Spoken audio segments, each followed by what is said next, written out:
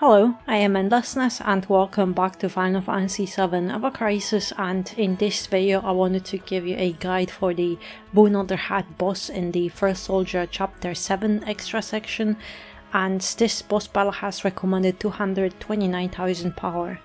Buno D'rhad is a very interesting boss. I definitely didn't expect in Ever Crisis. This one boss is essentially three bosses, because we have Buno and then we have his two hands which we have to destroy, and he will keep regenerating him in the battle. Left hand is weak to fire, ice and lightning, and right hand is weak to earth, water and wind, and each hand is weak to three elements but then fully resists the other three. Also, one of those hands can inflict darkness while the other silence. Then we also have Buno itself, which doesn't have any elemental weakness nor elemental resistance. Also, the boss is immune to all statuses, and as well as attack and defense debuffs. And of course you will need Triangle Sigil for this battle. And the boss can also lower your physical and magic defense, so you should bring something to nullify those debuffs and ideally buff yourself against those charged attacks. Requiem of the Damned and then Oil of the Damned are his powerful magic attacks, and then most of his normal attacks are physical. I'll be using Matt, Glenn and Sephiroth in this battle, and my team has 212,000 combat power. Also, Matt will be my healer and buffer, and Glenn and Sephiroth will be my DPS. Starting with Matt, I have his default story outfit and gigantic shield in his limit slot, then centipede in main weapon slot for heals, and co-defender in secondary slot for magic defense buff. Centipede also provides physical defense buff together with heals, so with those two weapons you are protected against both magic and physical attacks. In sub-equipment slots I have guard stick to boost heals, and then 4-point shuriken for HP and buff debuff extension.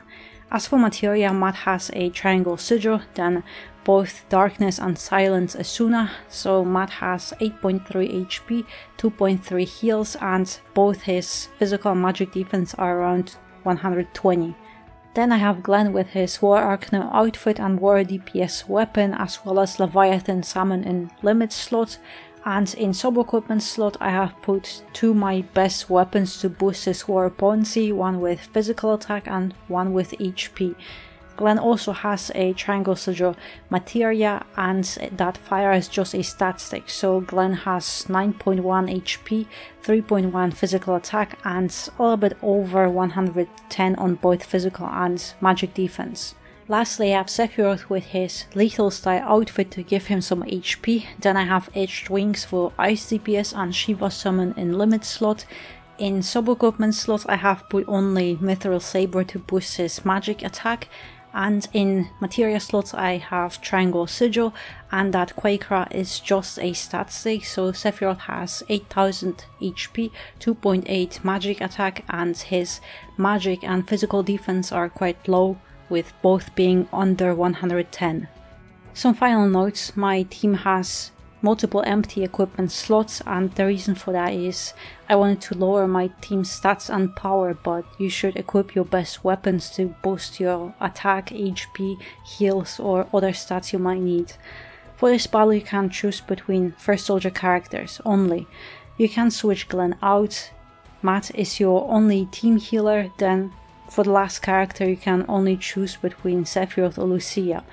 And I personally don't think Lucia is the best choice for this battle, because she doesn't have any good DPS weapons.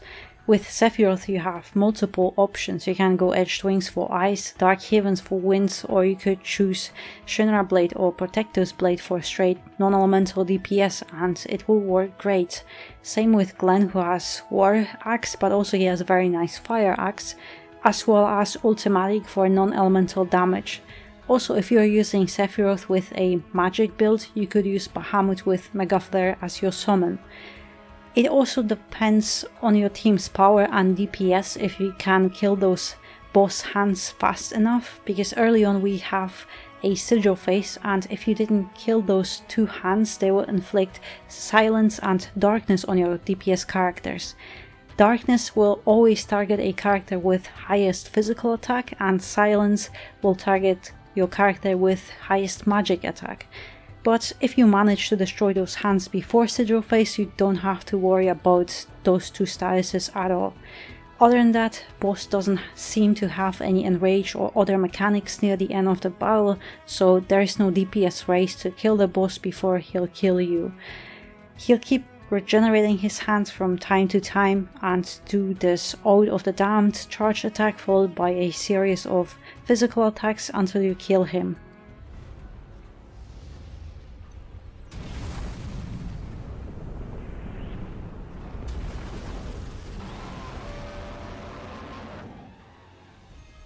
So, at the beginning of the battle, make sure you are not targeting any of those hands or boss, just uncheck the target. The reason for that is AI is smart enough and Sephiroth and Glenn will target each of those respective hands they will deal most damage to, so you don't have to manually switch between targets.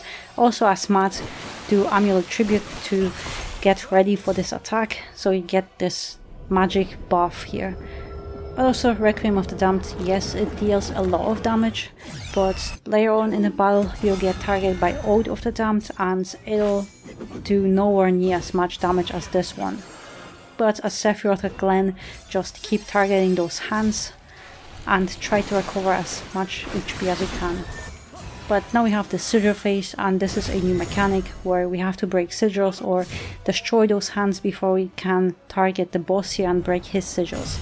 Also, Silent Torment, this meteor you saw from left hand, it will inflict silent status, and if I wouldn't have killed this right hand, it would inflict darkness in few seconds, so beware of that. Also here you can recover your HP as much as you can and then try to destroy the other hand so you don't have to worry about it, and then we'll finally be able to do some damage to the boss. Actually, yeah, let's do those limit breaks here.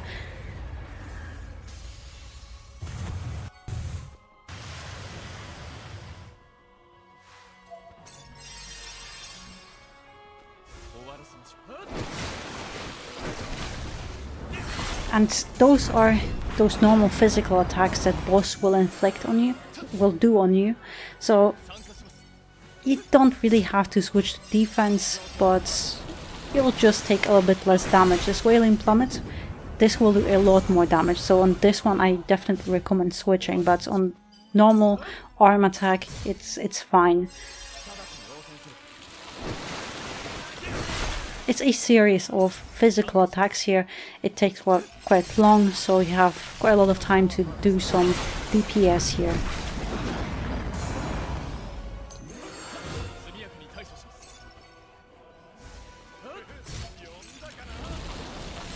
Again, this Wailing Pommel. Wait, switch to defense against that, because even when I'm in defense it does do quite a lot of damage here. And I don't want to see how much it'll deal if I stay in offensive stance. But here I am already preparing, because now it's regenerate, so those hands will appear again.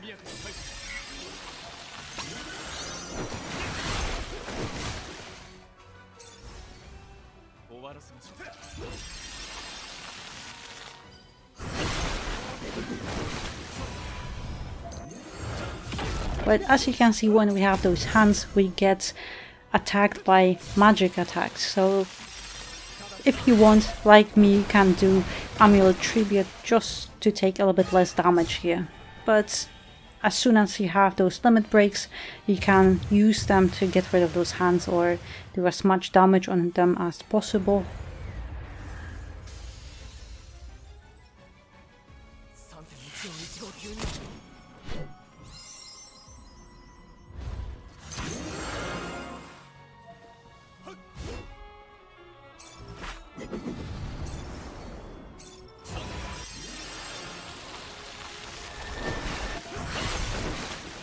And this is the Oath of the Damned.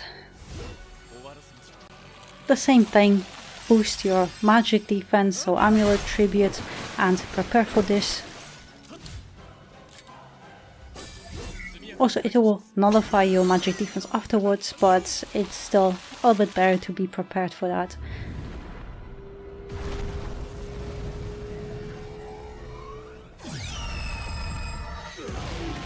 It's quite funny how devastating this attack looks and how little damage it does to us.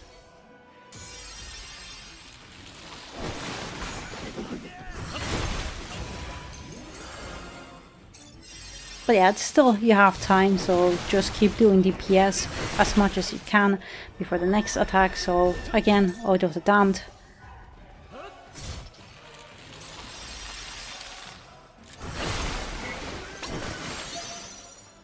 And we are prepared.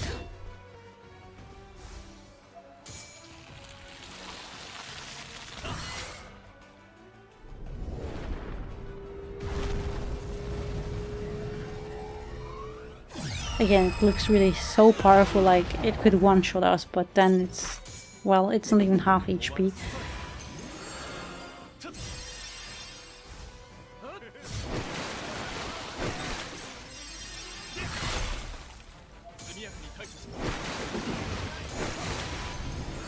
And now, lastly, it's those hands again.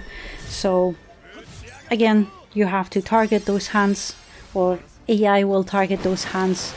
Because you always want to get rid of them as quickly as possible, but at this point I saw pretty consistently you get those limit breaks back, but yeah, again, those hands, they will always inflict statuses, so you have to remove them unless you can kill them very fast.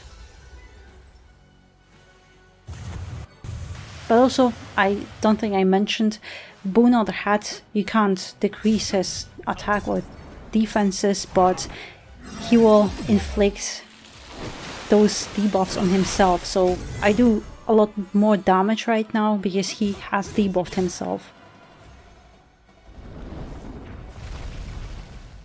But yeah, that's essentially the whole battle. I find this was very interesting. We didn't have something like that in the game so far, so it's something really new. I also like how they introduced new mechanics, but this boss itself, like even just the way it looks, I didn't expect something like that, so it's a nice surprise. It was a fun battle. But yeah, that's basically it, so I hope you found this guide helpful, and thank you very much for watching, and I'll see you next one.